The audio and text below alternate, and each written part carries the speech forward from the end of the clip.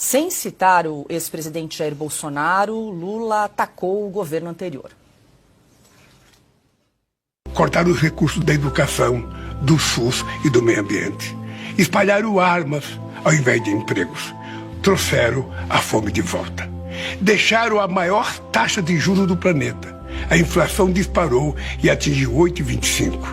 O Brasil era um país em ruínas. Deviam defender a família, mas deixaram milhões de famílias endividadas, empobrecidas e desprotegidas. Repetindo o discurso da mulher, Janja, em Paris, o petista mencionou números duvidosos sobre a fome e a proteção ambiental no Brasil. 24 milhões de pessoas ficaram livres do pesadelo da fome. A proteção do meio ambiente voltou a ser prioridade e reduzimos em 52% o desmatamento da Amazônia. Resgatamos as políticas de proteção dos direitos das mulheres, do povo negro, dos indígenas, das pessoas com deficiência e LGBTQIA+.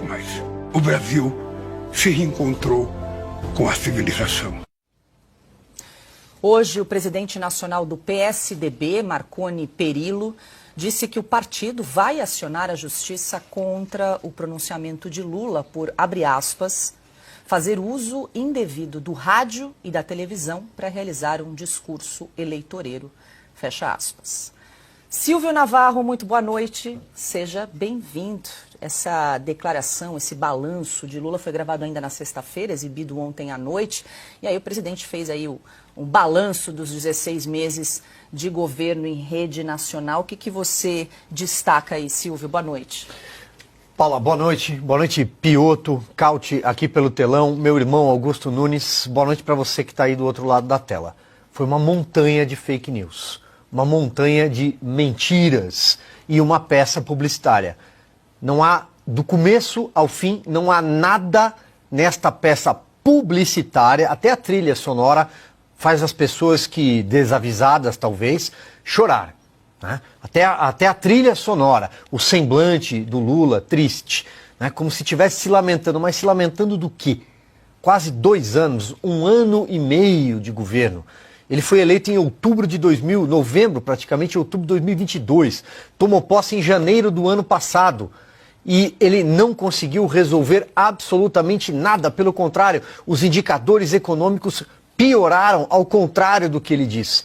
O Brasil é hoje um exemplo mundial, e aliás o único, porque não há outro país, mesmo países com as mesmas condições geográficas, demográficas como as nossas, eu posso citar aqui a Costa Rica ou o Chile, que tem a dengue no inverno. O Brasil é campeão mundial de dengue, a maior epidemia da história. O Brasil tem um desmatamento que avança. As queimadas pioraram na Amazônia, no Pantanal, com recorde de novo, recorde histórico. O Brasil tem indicadores macroeconômicos e mau uso de recursos públicos o tempo inteiro.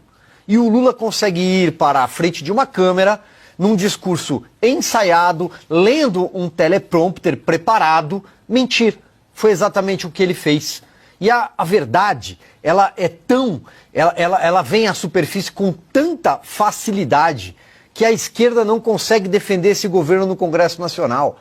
Que o discurso de Lula não conseguiu ser defendido por nenhum político de esquerda nas redes sociais. Talvez um tweet da Gleisi Hoffmann é o máximo que você consegue encontrar, até porque ele é presidente do PT.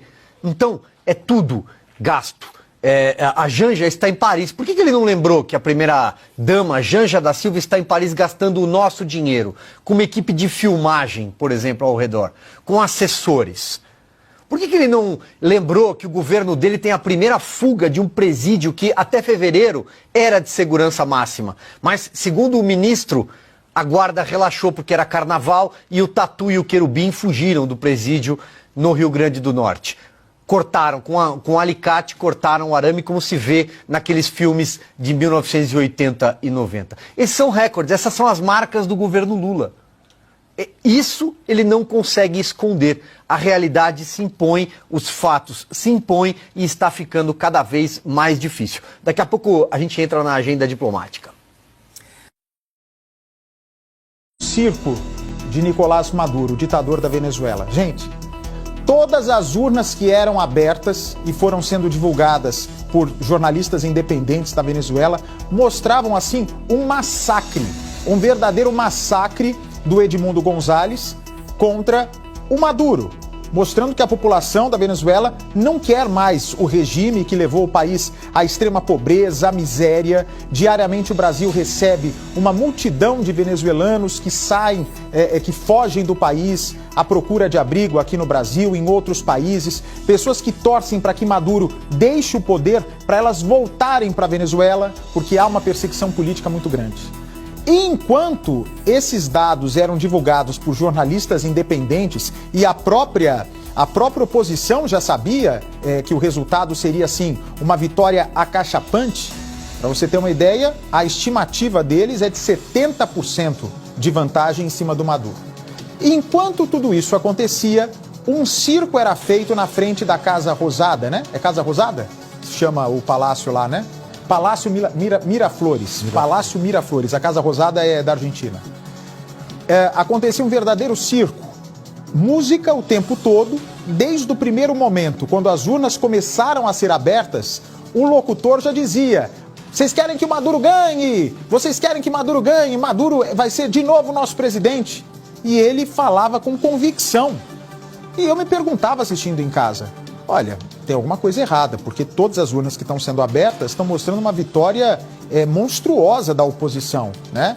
E é de consenso geral de que a oposição realmente ganharia, porque quem vota lá na Venezuela deve ser quem recebe dinheiro do governo ou quem é completamente fora do mundo, porque é o pior salário mínimo do mundo, é violência, miséria, extrema pobreza. Enfim, todo mundo aguardando a divulgação do resultado. Quando chega a 40% das urnas aferidas, silêncio absoluto. E a festa continuando, uma festa assim a perder de vista o horário do encerramento na frente do palácio. Até que eles chegam, fazem um cambalacho provavelmente e dão a vitória para Nicolás Maduro com 51%. É claro que ninguém acreditou, o próprio Brasil vê com muita desconfiança o que se passa na Venezuela, espera uma transparência de recontagem de votos, e países onde há predomínio ditatorial, né? Honduras, Cuba, esses países, Rússia, já declararam a vitória de Maduro.